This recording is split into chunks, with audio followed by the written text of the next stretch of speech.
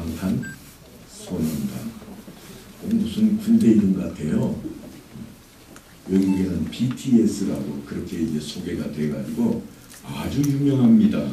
얼마나 유명한가 하면 전 세계 사람들이 언덕교회 목사 이름은 몰라도 얘들은 다 압니다.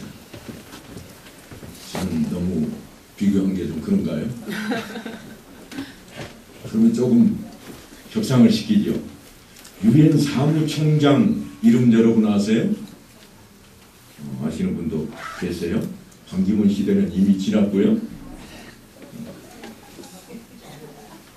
그 사람 모르는데 우리가 방탄소년단은 알잖아요. 이 정도입니다. 사실 이 방탄소년단이 우리나라를 전 세계에 지금 홍보하고 있는 홍보대사라 해도 조금도 부족함이 없을 겁니다. 왜냐하면 우리나라가 워낙 적어가지고 조그마한 나라이고 뛰어날 만한 것이 없는데 이들이 온 세계에 우리나라를 다 알렸습니다. 세계 어느 곳을 가도 우리나라 국기만 내밀면 대한민국인들을 다 안답니다. 왜냐하면 방탄소년단 때문에 지금 미국과 북한이 핵 협상을 위해서 많이 만나고 또 부딪히고 하는 부분들이 보도가 되면서 세계 이목이 집중이 되어 있지만 그래도 모르는 사람들이 있었는데 방탄소년단 때문에 이제는 다 알게 되었다고 하는 겁니다. 사실 제가 이 설교문을 준비할 때까지만 해도 우리나라에 유명한 인물이 따로 있었습니다. 누구냐 하면 강남스타일로 유명한 싸이였습니다. 이 사람이 또 세계를 한번 깜짝 놀라게 했잖아요. 지금도 세계 어디를 가든지 그저 얼굴을 딱 들고 말 타는 자세 취하고 딱 이렇게 하면 전부 다 강남스타일 이런다는 거예요. 제가 보는 프로 가운데 하나가 있는데 그게 뭐냐면 한국을 모른다고 했던가 뭐 그런 프로가 있습니다. 그래가지고 한국은 처음이야. 한국에 처음에 초대받아서 온 사람들이 있는데요. 이 사람들이 한국을 어떻게 하는가 물었더니 80%는 강남스타일로 알고 있더라고요. 그 정도로 유명한 한국의 젊은이들이 있었습니다. 아니 지금도 그렇게 유명세를 타고 있습니다. 그렇다면 이 세상에서 제일 큰 사람, 제일 잘난 사람은 누구일까? 한번 손꼽아 보세요. 지금 세상에다 대고 손꼽으라 그러면 BTS라고 그럴 겁니다. 우리는 안 꼽지만 국내에서 방탄소년단은요 젊은이들 말로는 이름도 모릅니다. 저도 방탄소년단 그래서 무슨 조끼 이름인가 그랬어요. 이게 이마만큼 유명한 인물들이 되어 있는데 성경에도 사실은 유명한 인사들이 있습니다. 그 가운데 주님께서 친히 추천한 인물이 있습니다. 누굴까요? 많이 아시네요. 성경 공부를 열심히들 하셨나 봐요. 세례 요한은 예수님께서 꼽은 인물입니다. 예수님께서 아브라함을 꼽지 아니하시고 모세를 꼽지 아니하시고 내가 진실로 너희에게 말하노니 여자가 낳은 자 중에 세례 요한보다 큰 이가 일어남이 없도다 그랬습니다. 하지만 사실 세례 요한 그러면 언뜻 고개가 끄덕여지지 않습니다. 고작 요단 강가에서 유명세는 타고 있었다고 하지만 세상에서 제일 잘 나가는 사람 같아 보이지는 않습니다. 성공했다고 말하기는 조금 그렇습니다.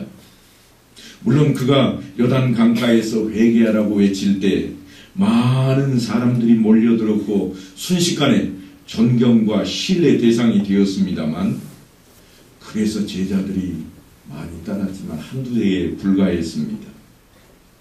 그러나 주님은 그를 아주 높이 평가하고 있습니다. 왠가 하면 하나님의 일을 한 사람이기 때문입니다. 만군의 여호와가 이르노라 보라, 내가 내 사자를 보내리니 그가 내 앞에서 길을 준비할 것이요 너희가 구하는 바 주가 갑자기 그의 성전에 임하시리니 곧 너희가 사모하는 바 언약의 사자가 임하실 것이라. 이 선지자의 말씀처럼 요단 강가에 세례 요한이 그렇게 등장을 했습니다. 그래서 세례를 베풀며 회개하라 메시지를 전하고 있을 때 드디어 주인공이신 예수님께서 등장을 하십니다. 사람들은 선지자 두 사람의 메시지가 비슷했기 때문에 자연스럽게 비교하기 시작했습니다. 누가 더 진짜일까? 누가 더 나을까? 그리고 각각 추종자 그룹을 형성하기 시작합니다. 나는 그래도 이분이 더 나아. 에이, 무슨 소리야? 그래도 이 편이 조금 더 나아 보여. 이렇게 갈라서서 서로 추종하기 시작했지만 몇 달 지나지 않자 세례 요한을 쫓던 사람은 별로 이제 없어지고 나머지는 다 어디로 갔는가 둘러봤더니 다 예수님 주변에 몰려들고 있습니다. 이런 상황에 가장 민감한 반응을 보이는 사람들이 누구였는가 그러면 세례 요한의 지계 제자들입니다. 나는 이쪽이 진짜인 줄 알고 딱 믿고 따랐는데 보니까 우리 선생님 이제 별거 아니요. 조금 전까지만 해도 우리 선생님이 세상에서 최고 같아 보였는데 아니 이게 무슨 일인가. 그래서 그들은 자신의 선생님이 밀려나는 것이 사실은 견딜 수 없었을 것입니다. 그래서 라피어 선생님과 함께 요단강 저편에 있더니 곧 선생님이 증언하시더니가 세례를 베풀매 사람이 다 그에게로 가더이다. 세례 요한을 찾던 사람들이 이제는 다른 데로 다 가고 있다는 겁니다. 그 이야기를 들은 세례 요한이 하는 말이 이렇습니다. 만일 하늘에서 주신 바 아니면 사람이 아무것도 받을 수 없느니라. 하늘에서 주셔야 받는 것이라. 여기 있는가 저기 있는가가 중요한 것이 아니라는 그런 이야기처럼 들려집니다. 하지만 실제로는요, 우리 말로 하다 보니까 이렇지 실제로는 그가 하는 일이 하나님의 일이라 그런 설명입니다. 거기에서 그치지 않습니다. 나는 그리스도가 아니요 그의 앞에 보내심을 받은 자라고 한 것을 증언할 자는 너희니라. 너희는 내 제자지만 나를 자랑할 것은 없고 그분을 위에서 앞서온 사람이 내 선생이었다고 그렇게 증언할 자라고 하는 겁니다. 그러니까 세례 요한은 분수를 알았던 사람입니다. 누가 뭐라고 해도 하나님께 서 있으라고 한 그 자리에 서 있으려고 했습니다. 또한 세례 요한은 자신이 메시아가 아니라는 사실도 알고 있습니다. 한간에는 지금도 내가 살아있는 예수라고 외치는 사람들이 있습니다만 사람이 모여드니까 그렇게 해서 자신을 마치 구세주인 것처럼 포장을 하는 인물들이 있지만 당대 세례 요한은 결코 그러지 않았습니다.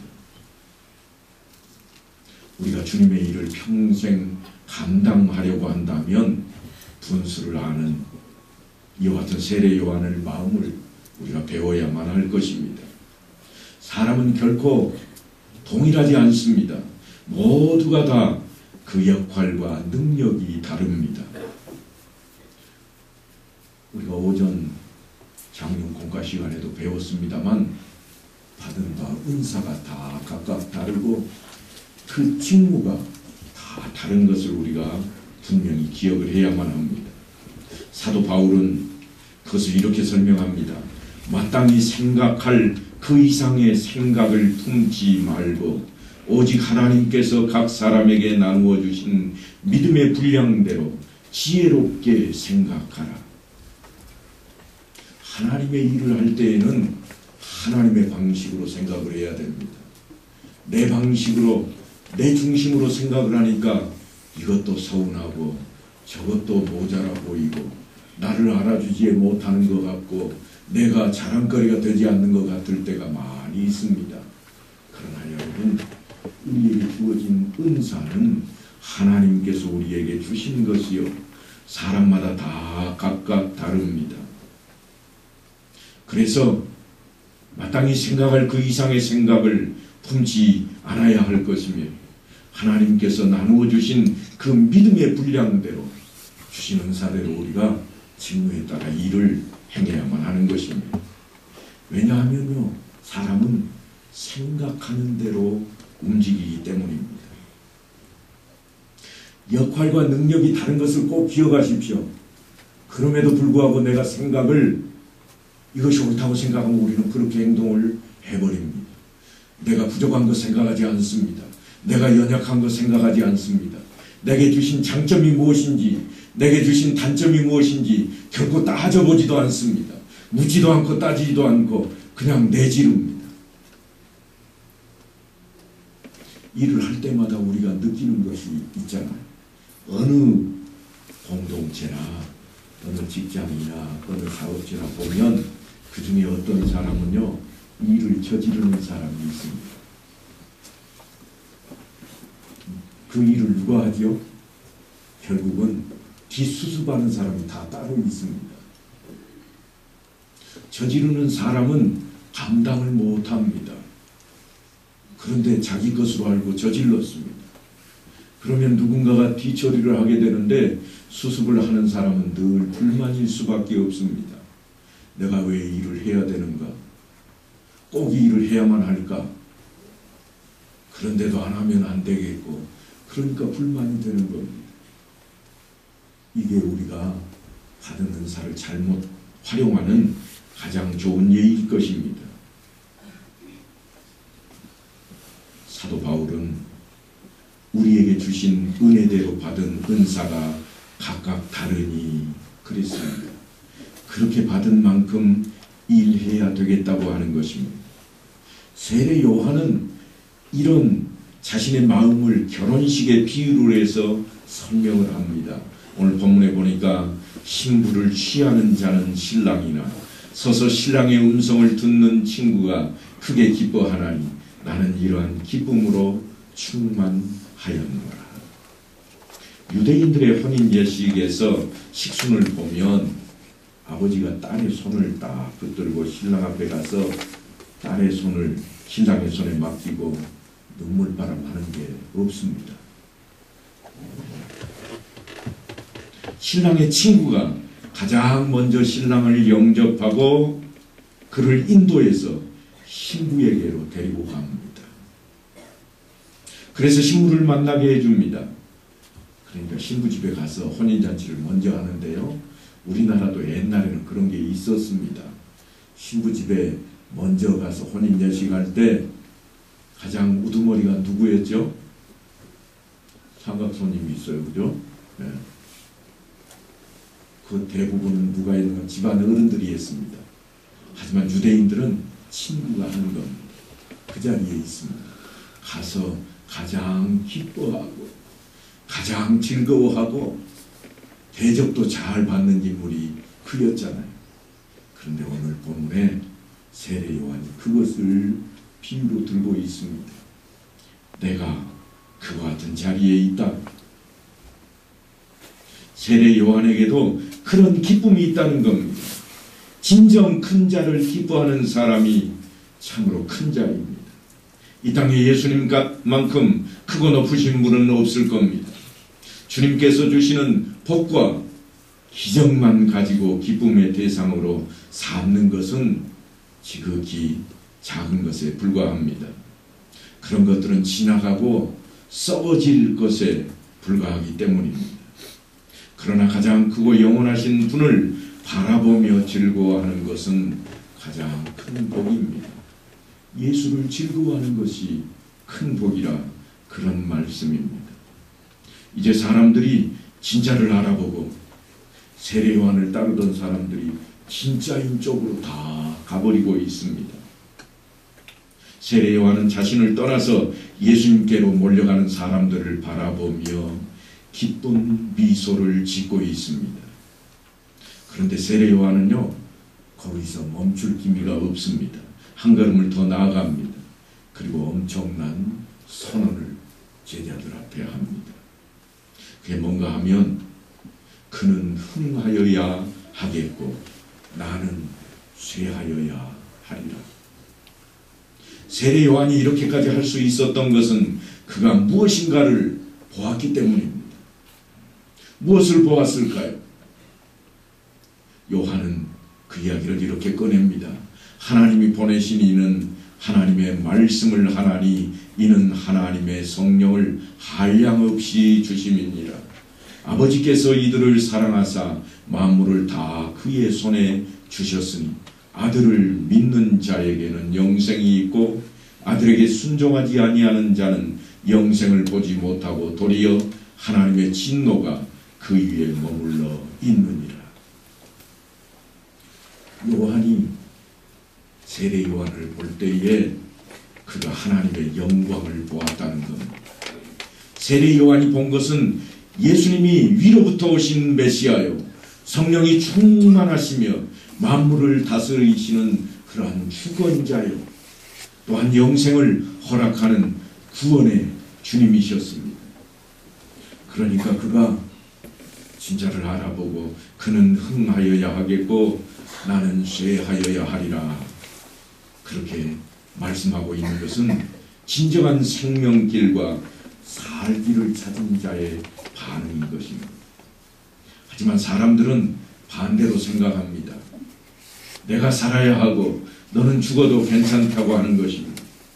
남이야 죽든지 말든지 나만 잘 살면 됩니다. 그런 생각이 만연한 세상 속에 우리가 살아가고 있습니다. 그러다 보니까 우리가 세상에서 수많은 분쟁과 불행과 슬픔과 억울함에 둘러싸여 있는 것은 당연한 결과입니다. 그 결과로 우리가 차지할 수 있는 것은 함께 죽는 공멸뿐입니다. 나는 죽고 예수님이 살아야 한다. 세례 요한의 이 생각은 오늘날 교회 안에도 많이 강조되고 있는 내용입니다. 그러다 보니까 어떤 교회 한켠에는 나무로 된 격자가 걸려 있는데요, 한자로 뭐라고 쓰여 있는가 하면 아사회생이라. 자기 아자에 죽을 사자, 모일 회자에 날생자, 내가 죽어야 교회가 산다, 그런 뜻의 사자성어입니다. 그래서 교회 안에서 많은 사람들이 죽기로 다짐을 했습니다. 그리고 실제로 죽어버립니다. 전에도 말씀드렸지만 죽은 것은 움직이지 않습니다. 시체는 결코 움직이는 법이 없습니다. 아사회생, 내가 죽어야 교회가 산다, 그래서 움직이는 것을 포기해버렸습니다. 무슨 말씀인가 하면 십자가 앞에 모여서 예배드리고 찬양하는 것이 자신을 죽이고 예수님을 살리는 길이라고 생각을 하는 겁니다. 존귀하신 예수님, 당신을 경배하나이다. 왕이신 예수여, 이곳에 임하소서. 그렇게 소리 높여 찬양하고서는 자신이 할 일은 다 했다고 여깁니다. 예수님께서 그렇게 살아계셔서 이제 예배를 받으시고 그리고 이곳에 임하시옵소서. 나는 이만 죽겠습니다. 나는 죽었으니 이후로는 어떻게 하겠다는 거예요? 다 알아서 오세요. 그렇게 돌아섭니다. 다음에도 또 그렇게 하고 끝냅니다. 예배가 없는 것이 아닙니다. 열정적이고 뜨거운 예배가 있습니다. 찬양 시간만 되면, 사실 우리 교회는 그렇지 않습니다만 조금 열심을 낸다는 교회를 가서 보면 찬양 시간만 되면 난리도 그런 난리는 없습니다. 시끌벅적합니다. 흥겹고 땀을 온통 온몸에 기범벅되도록 찬양을 부릅니다. 이마에서 땀이 송글송글 맺혀옵니다. 그리고는 찬양이 끝나면요, 저 뒤쪽 한편에 가서 더워서 부채질하고 있습니다. 저도 실제로 몇 차례 그런 거를 보았던 알고 있습니다. 그것이 잘못되었다는 이야기가 아닙니다. 그 다음이 문제입니다. 교회 안에서 예수님을 살리기 위해 정신없이 뛰었습니다. 그리고 장렬하게 죽습니다. 무슨 전쟁터 같습니다. 전쟁이 끝났을까요? 이제는 더 이상 움직임이 없습니다. 힘들고 땀을 많이 흘려서 이제 한숨을 푹 내쉽니다. 지칠 대로 다 지쳤습니다. 더 이상 활동이 없습니다. 자기 할 일은 다 했다는 겁니다. 하나님께 예배 드리는 일은 예수님을 섬기는 일이요. 그래서 예수님을 섬기는 일에 최선을 다하겠다고 여깁니다. 하지만 주님께서는 전혀 다른 말씀을 합니다. 사람이 나를 섬기려면 나를 따르라. 아주 간결합니다. 사람이 나를 섬기려면 나를 따르라. 예배 드리는 일로 끝이 아니라고 그럽니다. 우리는 예배 드리면 끝나는 줄 알았습니다. 그래서 땀을 뻘뻘 흘리고 찬송도 했고 있는 힘을 다해서 예배 시간에는 졸지 않으려고 열심을 내고 그래서 눈을 부릅뜨고 목사님을 바라보며 하나님을 찬송하고 말씀을 듣고 아멘 목청껏 외치고 예배를 마쳤습니다. 그리고 우리는 다 끝난 줄 알았습니다.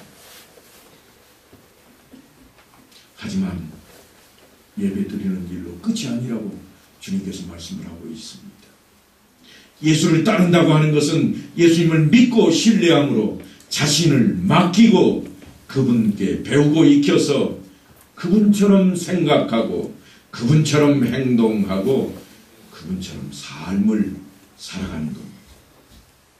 사도 바울이 그 이야기를 이렇게 전하고 있습니다. 내가 그리스도와 함께 십자가에 못 박혔나니 그런즉 이제는 내가 사는 것이 아니요 오직 내 안에 그리스도께서 사시는 것이라. 우리는 내가 죽으면 끝이라고 생각했는데 사도 바울은 내가 죽는 게 끝이 아니라 이제 나는 죽었고 내 안에 누가 산다고요? 예수님이 살아계신다는 거예요. 살아있다 그 말은 움직임이 있다는 겁니다. 행동이 있다는 겁니다. 주일로 끝이 아니라 예배 드리고 나서 이제 다 끝났다 이게 아니라 이제부터는 내가 움직이던 시대가 끝난 것이요. 이제부터는 누구의 뜻대로 움직임이 시작되는가? 예수님의 뜻대로 움직임이 시작된다고 고백하고 있습니다. 그리고 그 해석을 이렇게 달아놓았습니다. 이제 내가 육체 가운데 사는 것은 나를 사랑하사 나를 위하여 자기 자신을 버리신 하나님의 아들을 믿는 믿음 안에서 사는 것이라. 내가 죽고 예수가 살았다고 하는 그 이야기는 달리 말하면 이제부터는 내가 예수를 믿는 믿음 안에서 사는 것이야. 이전의 삶이 아니라 이전 것이 아니라 새로운 것으로 사는 것이라.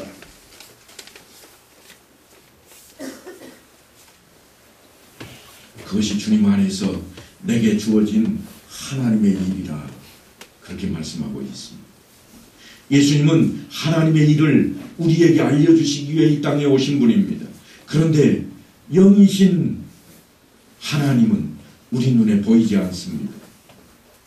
그래서 주님이 눈에 보이지 않는 하나님을 우리에게 보여주십니다. 어떻게 보이는가? 요한복음 14장에 가면 너희가 나를 알았더라며 내 아버지도 알았으리로다. 이제부터는 너희가 그를 알았고 또 보았느니라. 아니 하나님을 못 보는 영이라고 그래놓고 이제는 볼 수 있다가 아니라 보았다고 설명을 하고 있습니다. 제자들이 답답해졌습니다. 그래서 할 수 없이 빌립이 나섭니다. 주여 아버지를 우리에게 보여주옵소서. 그런 모습을 보고 주님이 더 답답해 하십니다. 빌립아 내가 이렇게 오래 너희와 함께 있으되 네가 나를 알지 못하느냐? 나를 본 자는 아버지를 보았거늘 어찌하여 나를 아버지를 보이라 하느냐? 그렇게 말씀을 하시는데도 반응이 신통치 않습니다. 그래서 주님은 하나님의 일을 통해서라도 믿음을 가지라고 제자들을 독려하십니다. 내가 아버지 안에 거하고 아버지께서 내 안에 계심을 믿으라. 그렇지 못하겠거든 행하는 그 일로 말미암아 나를 믿으라. 하나님 아버지가 안 믿어지십니까? 예수가 안 믿어지십니까? 그러면 어떻게 하라고 그러는가 하면 성경에 기록된 말씀을 보고 믿으라. 우리에게 들려지는 그러한 말씀입니다. 그렇다면 주님께서 하실 하나님의 일은 과연 무엇일까요? 그것에 대해서도 주님께서 이미 설명을 하셨습니다. 마태복음 20장 28절에 가면 인자가 온 것은 섬김을 받으려 함이 아니라 도리어 섬기려 하고 자기 목숨을 많은 사람의 대속물로 주려 함이니라. 이것이 하나님의 일이라고 말씀합니다. 그리고 우리에게 요구하시기는 일상의 삶을 통해서 보이라고 말씀을 합니다. 그들로 너희 착한 행실을 보고 하늘에 계신 너희 아버지께 영광을 돌리게 하라.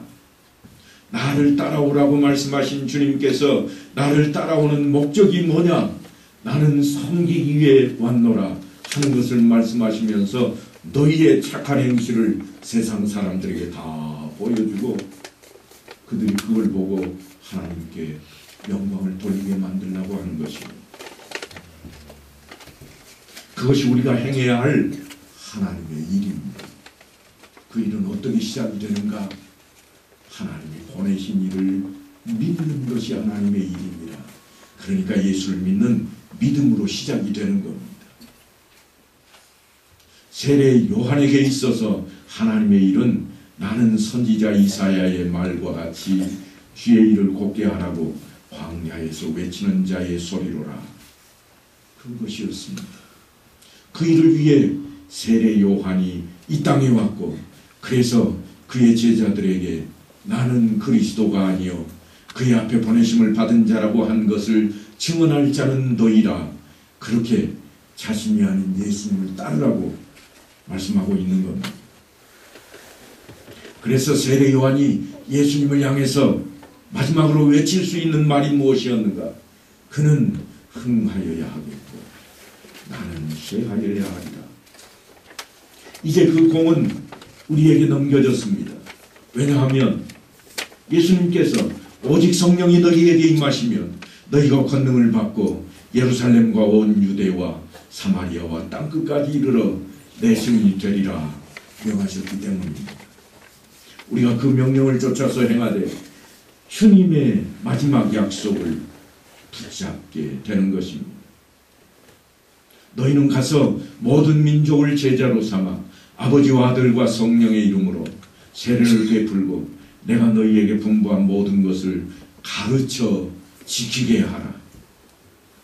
이 말씀과 함께 주님께서는 내가 세상 끝날까지 너희와 항상 함께 있으리라 그렇게 약속하셨고 그 약속대로 주님은 언제나 어느 곳에서나 성령 부유와 함께 계십니다. 이제 세례 요한이 그랬듯이 우리도 우리에게 주어진 하나님의 일을 수행해야만 되겠습니다. 하나님은 하나님의 일을 분명하게 하나님께서 보내신 일을 믿는 것이 하나님의 일이라고 주님을 통해서 말씀을 하셨습니다. 그래서 우리가 하나님의 일을 하는 가장 처음 시작은 예수를 믿는 것입니다. 예수를 믿는 것으로 끝이 아니라 예수를 믿는 그 믿음을 통해서 말씀을 통해 보고 배운 대로 행해야 할 것인데 그 행함이 어떻게 드러나야 되는가 하면 착한 행실이 되어 사람들 앞에 보여지게 되고 그들이 야 예수 믿는 사람이다 하나님을 찬양할 수 있게 만들어야 된다고 하는 것입니다. 그것은 곧 우리의 삶을 통해서 나타나야 됩니다. 우리의 삶 속에 그대로 드러나야 됩니다. 사도 바울이 그렇게 살아가기를 힘들어하는 데살로니가 교인들을 향해서 아예 못을 박듯이 말씀을 전합니다. 항상 기뻐하라. 쉬지 말고 기도하라. 범사에 감사하라. 이는 그리스도 예수 안에서 너희를 향하신 하나님의 뜻입니다. 하나님의 일이 무엇인가? 우리가 항상 기뻐할 수 있는 일이 되어야 하고 쉬지 않고 기도하며 하나님의 뜻을 구하는 그런 일이 되어야 되고 또한 그 일을 통해서 하나님께 감사하는 일이 되어야 되겠다고 하는 것입니다. 사랑하는 성도 여러분, 정신 차려야 됩니다. 깨어 있어야 됩니다. 그저 오늘 찬송 부를 때 감명 깊게 들려오면 아 오늘은 은혜로다 그렇게 끝나버리면 안 됩니다. 찬송은 하나님 앞에 드리는 노래입니다.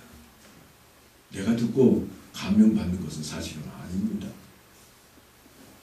우리가 받을 것은 그것이 아니라 성경에 기록된 말씀입니다. 이렇게 살아야 되겠다. 저렇게 살아야 하나님의 뜻대로 살겠다고 하는 그 말씀을 받아들이고 응답으로 하나님 앞에 기도하는 것입니다. 기쁜 마음으로 약속하는 것입니다.